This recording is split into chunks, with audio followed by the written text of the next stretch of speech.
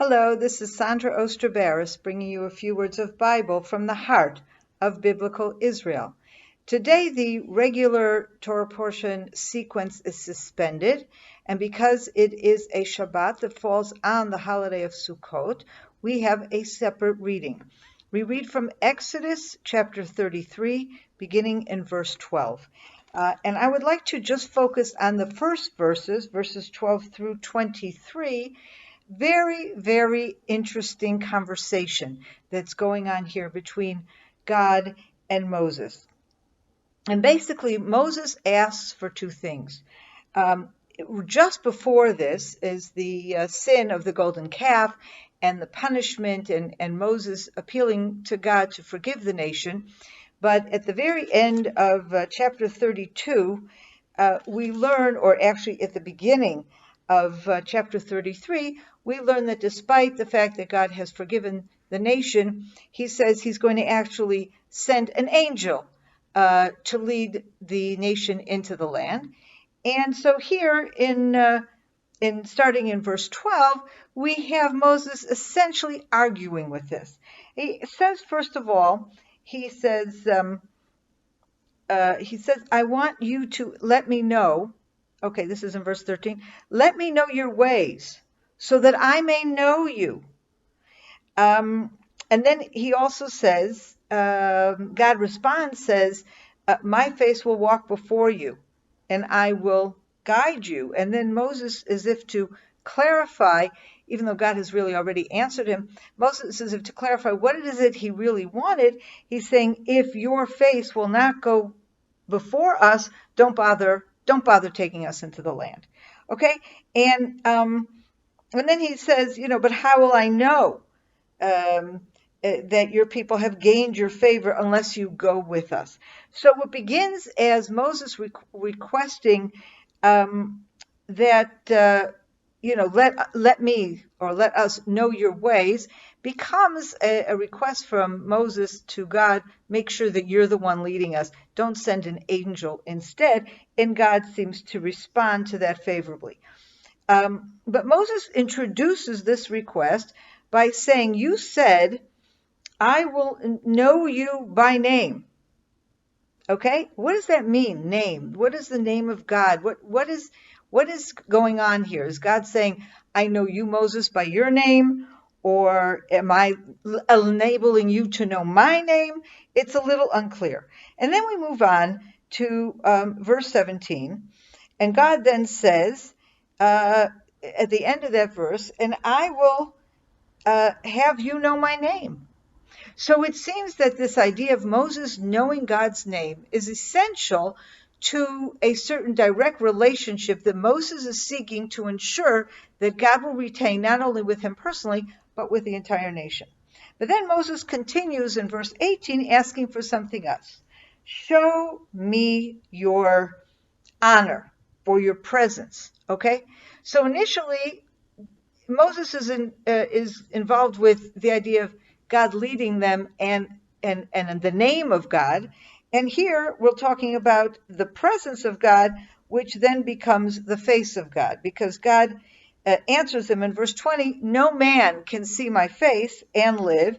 And therefore God says basically, I will not show you my face, I will show you my back. Of course, all of these are very figurative expressions because we know God doesn't have a face and he doesn't have a back. But what this seems to indicate is that on the one hand, Moses is seeking a very close level of intimacy with God.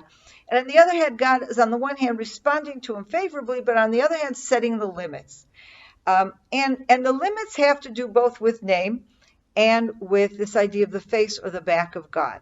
The back of God clearly, and when actually Moses is not saying, I want to see you, he says, I want to see your presence or your honor. I think Moses understands that as much as he and the nation wants a certain intimacy with God, there will never be complete intimacy because God is just too great, too awesome, too beyond human comprehension. And therefore what Moses really needs and what the nation needs to know is, number one, to understand God's ways, and number two, to have a sense of his presence. perhaps expressed by this idea of back and not face, but not to see God full face. Nobody can see God full face and survive, because that's an impossible situation for a human being to encounter God in that kind of direct way. The name, though, is also very interesting, because Jewish tradition tells us that there is a name. First of all, the name of God as written in the Bible, what is often translated as Lord, is actually not Lord. And it's a name that Jews do not pronounce out of reverence for God. Beyond that name, there's a tradition that there was another name that is not written anywhere in the Bible, but that the high priest knew what that name was. And it was a name that was uttered by the high priest only once a year on Yom Kippur, on the Day of Atonement, which we have just completed.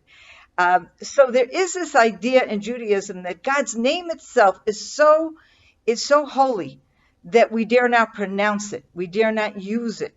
Perhaps this is part of the second commandment, not to take God's name in vain.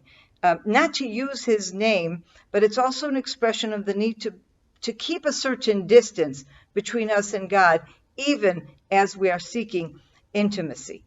And I think that this is a very, very appropriate Torah portion or section to read on the Feast of Tabernacles, because the whole essence of the Feast of Tabernacles, after we've completed this unbelievable level of atonement and purity on the Day of Atonement, we, a few days later, move into the Feast of Tabernacles, which is a much lighter, happier, joyous occasion.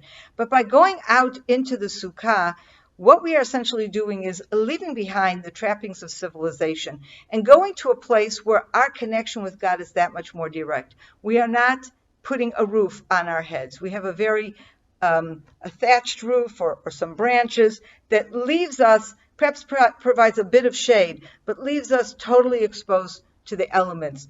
And in other words, we are saying, God, we rely on you for our protection. So it is leaving the walls of our house that can sometimes be a sort of obstacle or a sort of barrier between us and God, and enabling ourselves to become even closer to God by leaving our house and going out into the Sukkah. So even as what we are doing is seeking this greater intimacy with God, we are reading these verses that talk on the one hand about an extreme intimacy with God, and on the other hand, understanding that there will always be a barrier of some kind. And perhaps that barrier is represented by the flimsy shade that we have on our sukkah. It's not open. You don't have a sukkah that has no roof. It has to have some kind of a roof, some kind of a barrier, but it is exposed. And perhaps that in and of itself represents the kind of intimacy yet distance that we see in these verses at the end of chapter 33. Have a wonderful Shabbat, a wonderful Feast of Tabernacles. Shabbat Shalom. I hope you enjoyed that video, and we'd like to be sure you're getting all of our video content. So just click on the subscribe button below, as well as on the notification bell, and that way you will have easy access to all our material. We look forward to staying in touch with you. God bless you, and have a wonderful day.